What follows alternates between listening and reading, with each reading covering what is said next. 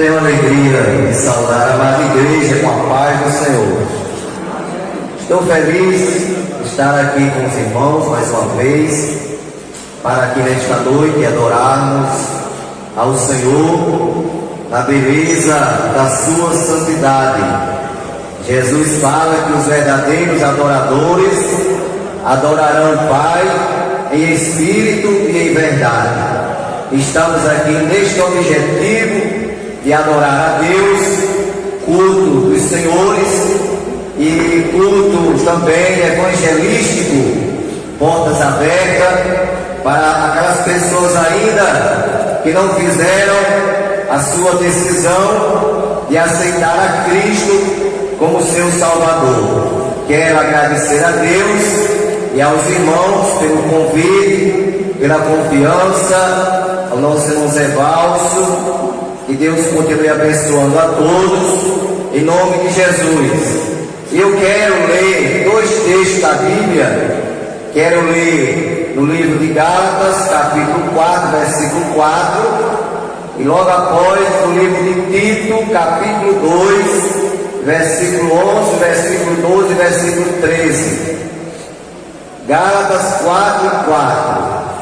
Mas vindo a plenitude dos tempos, Deus enviou seu Filho, nascido de mulher, nascido sobre a lei.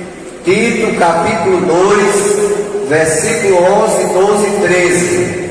Porque a graça de Deus se há manifestado, trazendo salvação a todos os homens, ensinando-nos que, renunciando à impiedade e as concupiscências mundanas, vivamos neste presente século, sóbria, justa e piamente, aguardando a bem-aventurada esperança e o aparecimento da glória do grande Deus e nosso Senhor Jesus Cristo.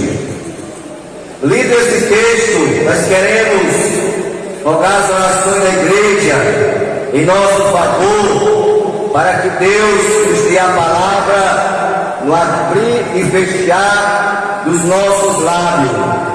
Nesta noite, irmãos, queremos falar sobre o plano de Deus para a humanidade, o plano da salvação do homem, da salvação da humanidade.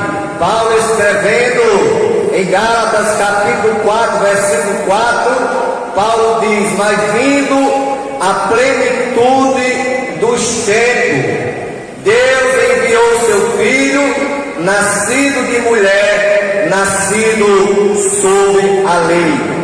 Deus, meus amados irmãos, igreja, aqui presente, desde o princípio da criação do mundo, Deus havia planejado um escape para a humanidade, após o homem ter pecado e ter desobedecido a sua ordem. Deus, após o homem pecar, Deus, ele planejou enviar o seu único filho, nascido de mulher, nascido sobre a lei, para salvar a humanidade dos seus pecados. E nós vemos a primeira vez que Deus, ele fala sobre a vinda do seu Filho para a terra, porque nós sabemos que Jesus, ele é desde o princípio. João, escrevendo no capítulo 1, versículo 1, João escreve: no princípio era o Verbo estava com Deus, e o Verbo era Deus.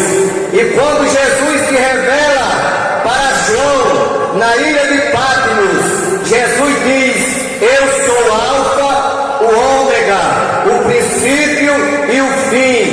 Jesus é o Alfa, é o Ômega. Alfa é a primeira letra do alfabeto grego e Ômega é a última letra do alfabeto grego. Então Jesus é o princípio, é o fim. Aleluia.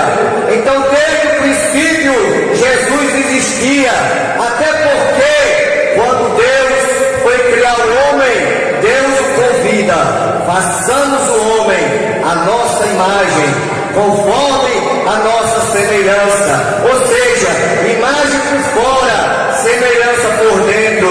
Então Jesus, naquele momento, juntamente com seu Pai, criaram o homem feito do pó da terra. A Bíblia diz que Deus fez o homem do pó da terra e soprou em suas narinas o fôlego de vida, e o homem foi feito alma vivente. E após o pecado do homem, Deus faz a sua primeira promessa da vinda do Salvador do mundo.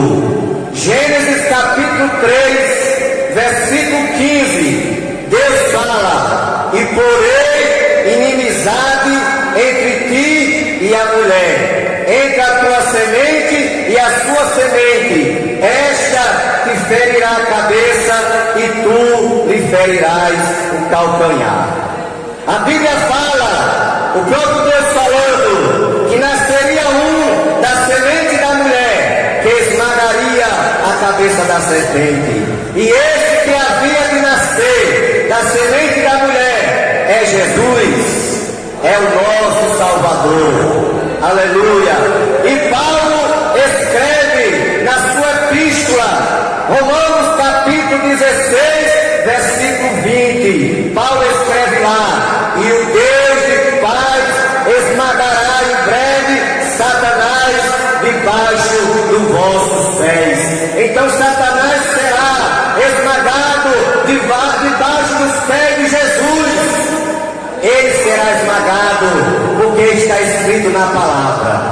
E o que está escrito na palavra vai se cumprir, porque Jesus diz: passará o céu e a terra, mas a minha palavra não há de passar. Então a primeira promessa da vinda de Jesus à terra foi em Gênesis 3:15. Porém Deus continua avisando ao povo através dos profetas sobre a vinda do Salvador da humanidade. Porque logo após o homem ter pecado, o homem ter desobedecido a Deus, Isaías escrevendo no capítulo 59, versículo 2, Isaías diz que o pecado do homem se fez uma barreira, dividiu, versículo 14 do seu livro. Também Isaías profetiza no capítulo 9, versículo 6 do seu livro: porque um menino nos nasceu, um filho se nos deu, e o principado está sobre os seus ombros, e o seu nome será Maravilhoso, Conselheiro, Deus Forte, Pai da Eternidade e Príncipe da Paz. Então Isaías, ele profetizou a vinda do Messias à terra, e nós vemos que cumprindo-se o tempo, porque Paulo diz: vindo a plenitude dos tempos, Deus enviou o seu Filho, nascido de mulher, nascido sob a lei. E Isaías também, além de profetizar o nascimento de Cristo, o nascimento do Salvador, através de uma mulher que Deus havia de escolher para ser a mãe do Salvador, Isaías ainda profetiza sobre o sofrimento do Salvador. Está registrado no seu livro, no capítulo 53 de Isaías, versículo 2 ao versículo 7. Ali está registrado o sofrimento que Cristo passou por nós, o preço que Cristo pagou por nós, porque tudo aquilo que Jesus passou era para nós passar, mas Ele tomou o nosso lugar, Ele quis passar por nós, Ele quis sofrer em nosso lugar, e Ele veio. E Isaías profetizando, ele diz: porque foi subido como renovo perante Ele, e como raiz de uma terra seca, não tinha parecer, nem formosura, e olhando nós para Ele, nenhuma beleza víamos para que o desejássemos, mas ele foi ferido pelas nossas transgressões e moído pelas nossas iniquidades. O castigo que nos traz a paz estava sobre ele, e pelas suas pisaduras foi sarado. Ele foi oprimido, mas não abriu a sua boca. Como um cordeiro mudo foi levado ao matadouro, como uma ovelha muda perante os seus tosquiadores, ele não abriu a sua boca. Então Jesus sofreu tudo isso. Ele foi oprimido, ele foi machucado, ele foi morto em nosso lugar, porque ele veio, ele tomou essa posição de vir à terra e dar a sua vida pela humanidade perdida, pelo homem que havia pecado contra o seu Criador. Porque se nós lermos a palavra, nós vamos ver, meus irmãos, igreja, que Deus, ele teve prazer em criar o homem. Porém o homem entristece ao seu Criador, desobedecendo a sua voz, desobedecendo a sua ordem, desobedecendo o seu mandamento, quando Deus falou para ele que não comesse do fruto que estava no meio do jardim, e o homem desobedeceu e comeu. O homem foi rebelde contra o seu Criador. Porém, além de Isaías, outros profetas profetizaram a vinda de Jesus à terra, porque vindo a plenitude dos tempos, diz Paulo, Deus envia o seu filho, nascido de mulher e nascido sob a lei. E o profeta Miqueias, no capítulo 5, versículo 2, o profeta Miqueias, ele profetiza o lugar que o Salvador havia de nascer. Porque, meus irmãos, Deus é um Deus organizado. Deus faz tudo certo. Deus não erra em nada. E ele escolheu o lugar que o seu filho havia de nascer. E o profeta Miqueias profetiza: e tu, Belém Efrata, posto que pequena entre as milhares de Judá, de ti sairá o dia que há de apacentar Israel, e cujas origens são desde a eternidade. Por isso que João escreve: no princípio era o Verbo estava com Deus, e o Verbo era Deus. Jesus é o Verbo, Jesus é Deus. Assim como Deus é Deus, Jesus é Deus, o Espírito Santo é Deus. Por isso que nós acreditamos na Trindade: Pai, Filho, Espírito Santo. Então, os três deuses formam um só Deus. E nós vemos a profecia do profeta Miqueias se cumprindo no Novo Testamento. Porque o Antigo é um retrato do Novo. O que foi falado no Antigo se cumpriu no Novo e está se cumprindo.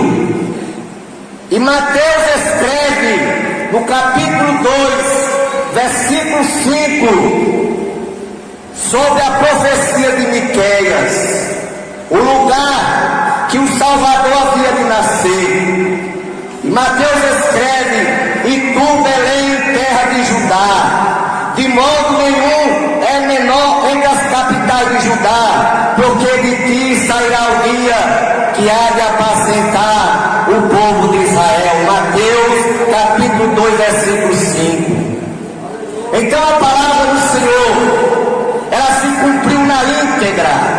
A promessa de Deus, ela se cumpriu na íntegra, porque Deus, ele promete e ele faz.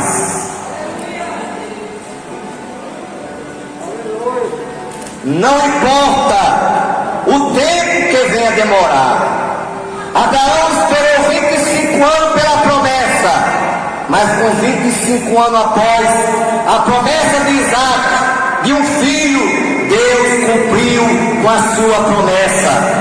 Então o nosso Deus, o Deus desta igreja, é um Deus que promete e é um Deus que cumpre com a sua palavra. Aleluia! Então a promessa se cumpre, o nascimento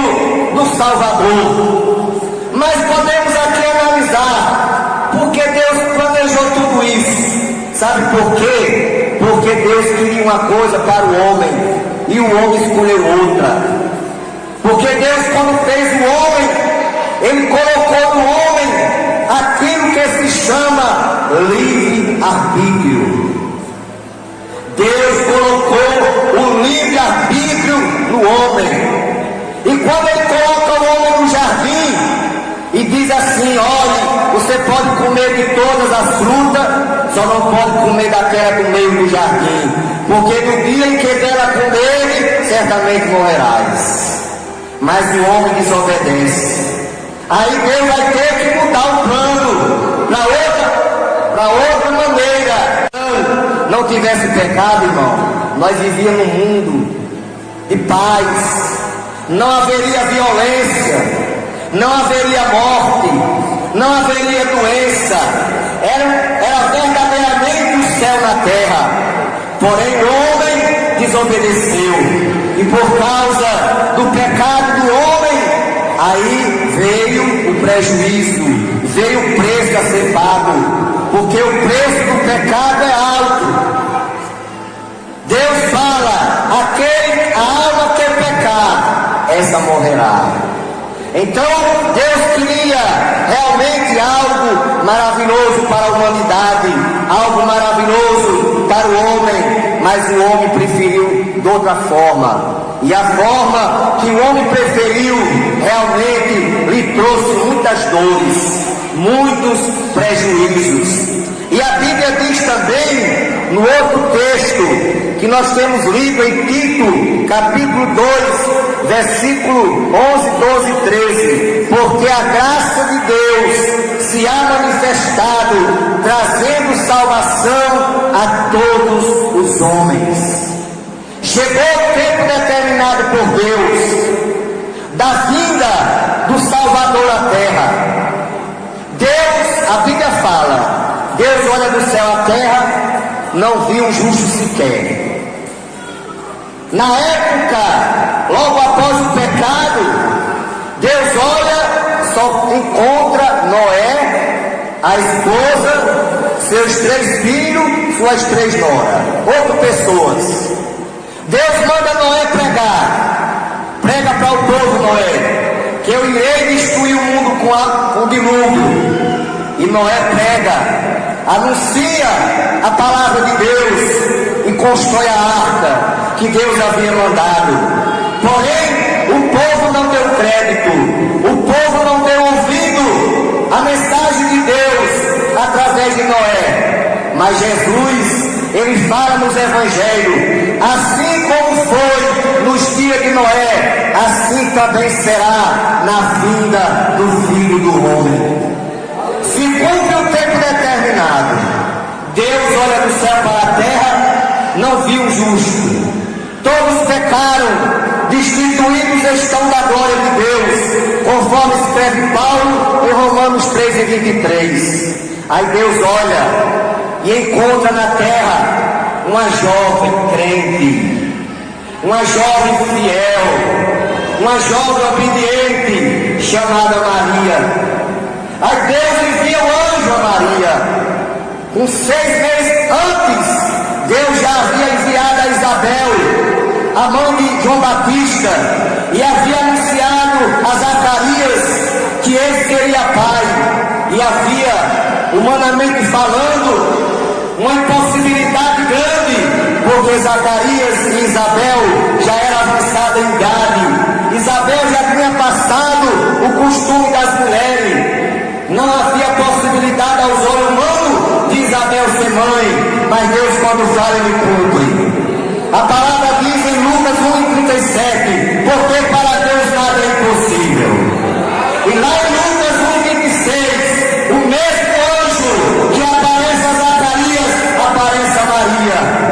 E Lucas escreve, e no 6º mês, foi o anjo Gabriel, enviado por Deus a uma cidade da Galileia, chamada Nazaré, a uma virgem desposada com um varão cujo nome era José, da casa de Davi, e o nome da virgem era Maria.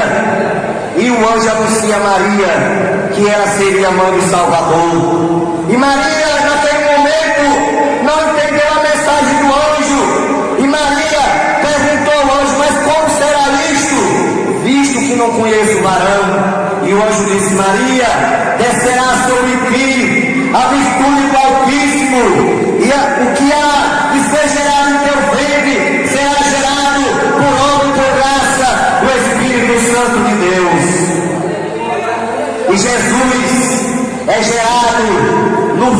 Maria, por obra e graça do Espírito Santo de Deus, e Maria, ela fica grávida, e a Bíblia fala que chega o tempo de Maria ter a criança, e há o alistamento, e José vai se alistar, e naquela viagem, Maria começa a sentir a dor do parto, e José procura hospedagem,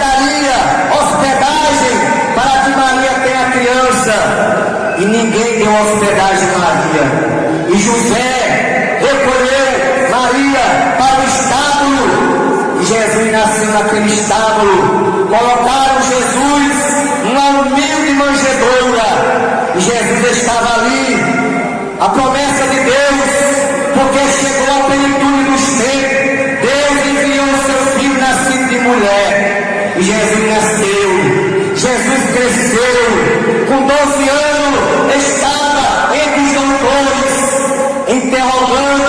sendo interrogado, e os doutores se admiravam da sabedoria daquela criança, e Jesus cresce, normalmente como qualquer um, com quase 30 anos, Jesus se dirige ao Rio Jordão, pois João Batista estava lá batizando com água para o arrependimento, e Jesus, sabendo que o seu primo João Batista estava lá, Jesus foi para ser batizado por João Batista, e chegando lá, a Bíblia diz que Jesus se aproximou de João para ser batizado, e João diz assim: Senhor, eu é quem careço ser batizado por ti, e vem tu a mim. Jesus disse: João, deixa por agora, para que se cumpra toda a justiça. E Jesus ali, a Bíblia diz que foi batizado por João Batista nas águas do Rio Jordão, e quando Jesus saiu da água, a Bíblia fala que se ouviu uma voz do céu que dizia: este é meu filho amado, em quem me comprazo, e o Espírito Santo desceu do céu sobre Jesus em forma corpórea de uma pomba, e ali se fez presente a Trindade, Pai, Filho e Espírito Santo. Mas não parou por aí, o plano de Deus para a salvação não parou por aí. Jesus, a partir daquele momento, depois de ser batizado, a Bíblia diz que ele foi levado ao deserto para ser tentado pelo diabo. E diz Mateus capítulo 4, fala sobre a tentação de Jesus, que Jesus jejuou 40 dias e 40 noites, e depois dos 40 dias ele teve fome. Nem só de pão viverá o homem, mas de toda a palavra que sai da boca de Deus. Aleluia! Porque, meus irmãos, a palavra de Deus é uma arma poderosa para nós derrotarmos Satanás. É a palavra. A palavra de Deus é a espada. Conforme escrito aos Hebreus, capítulo 4, versículo 12, ele diz que a palavra de Deus é poderosa, é eficaz, é mais penetrante do que a espada de dois gumes, penetra a divisão da alma do espírito, das juntas e medula, e é apta para discernir os pensamentos e a intenção do coração. Então a palavra é poderosa. E Jesus, ele enfrentou Satanás com a palavra. Porém, a Bíblia fala que pela segunda vez Satanás tenta Jesus e diz, usando o versículo, porque o diabo também conhece a Bíblia, e ele foi buscar o versículo 11 do capítulo 91 de Salmo. E quando Satanás diz: lança aqui abaixo, porque não está escrito que aos teus anjos dará ordem ao teu respeito e tomar-te-ão em tuas mãos para que não tropeces em alguma pedra. Aí Jesus disse: também está escrito, Satanás, não tentarás o Senhor teu Deus. Aleluia. E novamente o diabo transporta Jesus para um lugar alto e mostra todos os reinos da terra e diz para Jesus: tudo isso te dará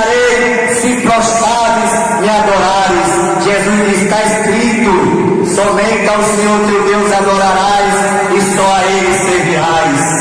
Esta igreja só adora um Deus, o Deus Criador do céu e da terra, o Deus que está nesta noite aqui neste lugar, porque a palavra diz: aonde estiver 2 ou 3 reunidos em meu nome, aí eu estarei no meio de vós, disse Jesus. Então Jesus está aqui neste lugar. E Jesus, ele começou o seu ministério logo após os 40 dias de jejum e oração. Logo após ter vencido Satanás, aí ele começa o seu ministério curando, cura os enfermos, cura os leprosos, ressuscita os mortos, prega o reino de Deus na terra, anuncia o reino de Deus na terra, e é entregue por um dos seus apóstolos, é traído por Judas Iscariote, e é entregue aos soldados humanos, e é julgado, é condenado à morte de cruz, é crucificado, morre, é sepultado, mas ao terceiro dia ele ressuscita, como havia prometido a seus apóstolos. Então ele morreu, foi sepultado, mas ao terceiro dia ele ressuscitou e permanece vivo para todo sempre. E ele está à direita do Pai, e ele promete para nós, ele prometeu para os discípulos da época e promete para nós hoje: não se turbe o coração, credes em Deus e em mim, na casa de meu Pai há muitas moradas, se assim não fosse, eu não teria dito, vou preparar lugar, e se eu for e vos preparar lugar, virei outra vez e vos levarei para mim mesmo, para que onde eu estiver, vós estejais também. Então, igreja, Jesus está no céu, à direita do Pai, intercedendo por nós, mas ele vai voltar um dia para arrebatar esta igreja, para arrebatar os seus escolhidos. Por isso que o salmista escreve no Salmo 101: os olhos do Senhor procurarão os fiéis da terra, para que esteja comigo. Aquele que anda no caminho reto, esse me servirá.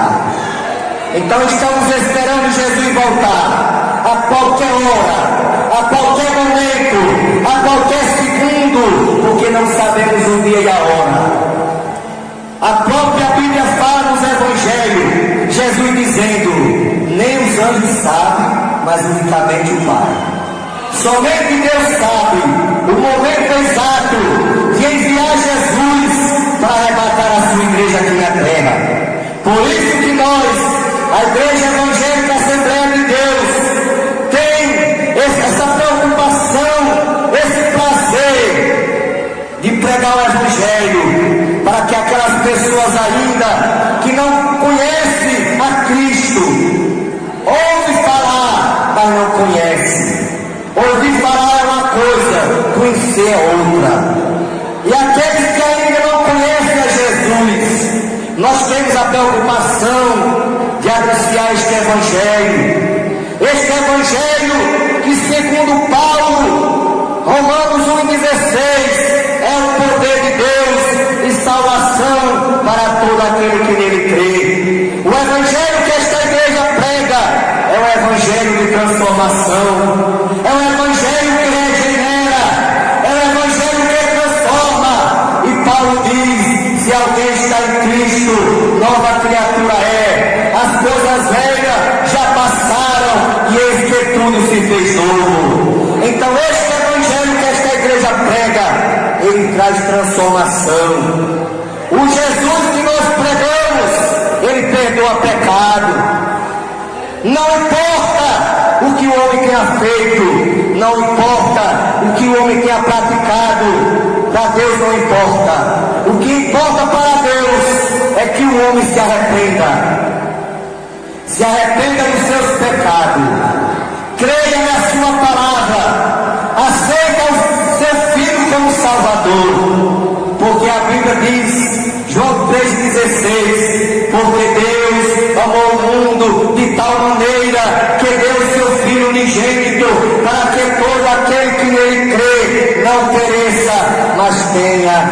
vida eterna. Então nesta noite, Jesus está neste lugar. Jesus está aqui de braços abertos.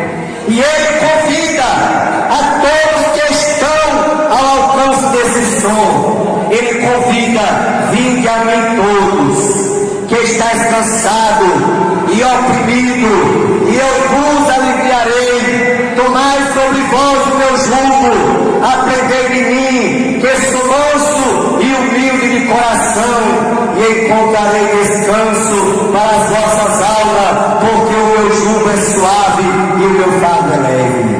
Então Jesus convida nesta noite a você que ainda não teve a experiência do novo nascimento, que ainda não fez a sua decisão em aceitar a Cristo como Salvador. Jesus te convida nesta noite: venha como estás, entregue da vida eterna. Você receberá o perdão dos seus pecados, o seu nome será escrito no livro da vida, e você será um cidadão do céu, um mensageiro das boas novas, um mensageiro do Evangelho.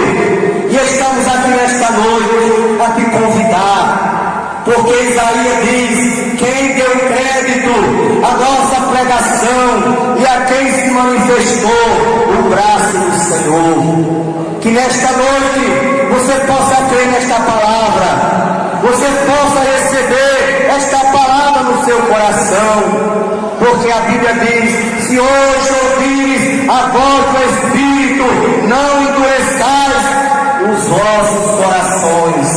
Então aceita Jesus nesta noite, porque Jesus está voltando para buscar a igreja.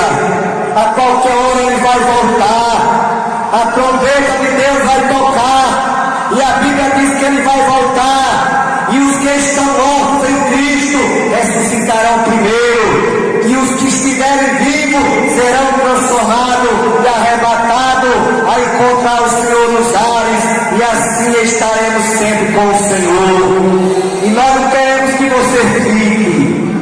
Jesus, Ele não fez o homem para ser condenado. Deus não fez o homem para a condenação. Deus fez o homem para a salvação. A Bíblia diz que Deus ama o pecador, porém aborrece o pecado. Deus ama toda a humanidade, porém o que muitos fazem é que aborrece a Deus. Agora eu quero lhe dizer esta noite: Deus te ama da mesma forma que Ele ama, porque Deus não faz acepção de pessoa. Mas não é porque Ele me ama, por eu ser um servo seu, crente em Jesus. Ele ama da mesma forma que esse amor que Ele ama você, da mesma forma que ama a mim, vai me conduzir ao céu. Não. Para ir ao céu, tem que aceitar Jesus como Salvador. Ele me ama como ama nós aqui. Mas para você ir para o céu, o amor de Deus por ti não é o bastante. Por quê? Porque Ele enviou o Filho para morrer por nós, para se sacrificar por nós. E todos têm que reconhecer esse sacrifício de Cristo, em ter dado a vida por cada um de nós, por toda a humanidade, por toda a face da terra. Então nesta noite, esta palavra que Deus tem falado nessa noite, quando Paulo, escrevendo em Tito, capítulo 2, versículo 11, 12 e 13, porque a graça de Deus se há manifestado. A graça de Deus se manifestou através de Jesus, trazendo salvação a todos os homens. Então a salvação é para todos, basta querer, basta reconhecer o sacrifício de Jesus, ensinando-nos que renunciando o pecado, tem que renunciar o pecado. A concupiscência mundana, vivamos neste presente século, sóbria, justa e piamente, aguardando a bem-aventurada esperança. Qual é a esperança dessa igreja? É Jesus voltar, para nós morar no céu, porque a qualquer hora